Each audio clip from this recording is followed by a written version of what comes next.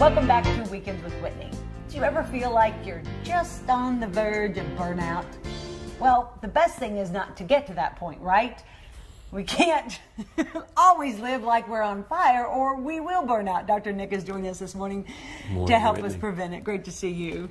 Whitney, I left for vacation on Christmas Eve, and I felt like when I left I was on fire. And when I got back, I felt like I was on the clouds. Calm and cool and refreshed. I promise. And I was laughing all the way over here thinking about this topic.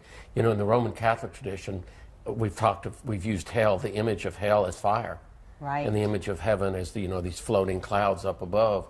And you think about it, it's really not, to live on fire can be pretty hard. And that's what a lot of us do. We live on fire. We're constantly going and going and going. There's not enough, there's not enough. And I have kind of a little bit of a theory of that I'd just like to share with the viewers. I think even though, this is not completely a religious culture, I think many of us have a messianic complex, that we think we got to save the world.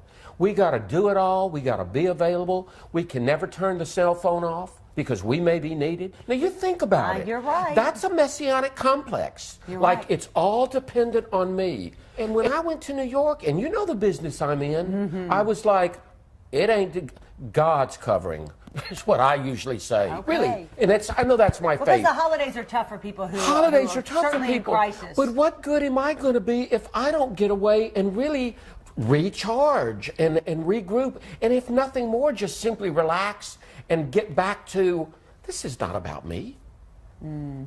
Who I am is not about what I produce and what I achieve and what I accomplish. It's not. It's how we carry ourselves with some sense of we're just lovable or we're not.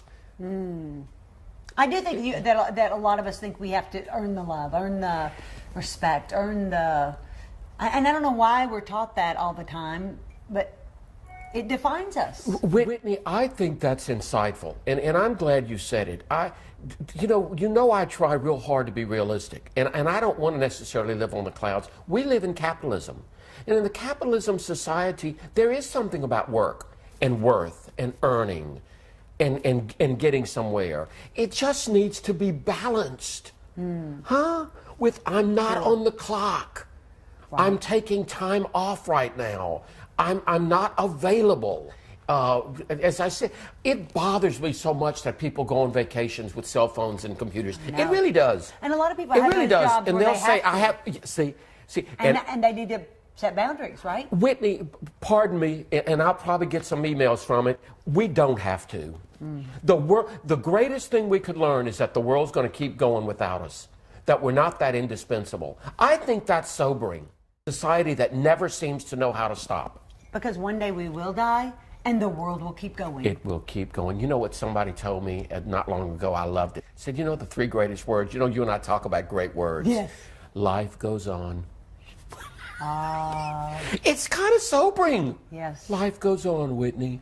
And I just think that we have to really pull the brakes back and say, no, just ease it. When I got back from New York, I just have to say this. When I got back from New York, I had a touch of the flu. So I hung around with Susan and Jason at their house. But Whitney, it was no cell phone, no email, no computer, and you were 400 miles away. Just kicking back and just enjoying, just being. Wow. After running around New York for days. After running and loving New York, because that was a recharge for me. Sure. But there's also a recharge of, okay, I'll go back. But this is the tragedy. I went back to work yesterday, Monday and Tuesday, and I nearly killed myself. And I'm being, what? That's like, Nikki. Yeah, you were there, what, 10, 12 hours? Yeah, but because I had a lot of energy, I was raring to go and didn't say, okay, I got to pull back, which is why I did today. And it's important to not get to the burnout stage, because then talk about fire, right? It's an inferno. I mean, we're ugly to the people that we love. We don't do work well. It's just combustible. I saw it again yesterday in a situation where it was just toxicity coming out everywhere, and it was because of burnout in someone. I know it was, but we were able to name it, and that's good too. When you can name it. Oh my gosh, it's really not about you or about this. I'm burned out. I need to get some rejuvenation. That's why, you know, again, in my religious tradition, retreats were very annual. My father used to go every year to a retreat. Did he? Mhm. Every year. And he'd always come back so nice. Huh. It lasted for a day. Was it a religious retreat, just a spiritual retreat? And it was silent. Oh. Can you imagine you and I on a silent retreat? No. People have invited me, and I just... I would love for us to do it. Really? I think we'd get more bonded. Could we do it? And we'll be back to let you know. Something to think about. Silence in the new year. Just for With a day. me! We just might have to do it. I think we ought to can do try it, Whitney, and let the viewers know if it works. Okay. I hope this helps prevent you from burning out in the new year.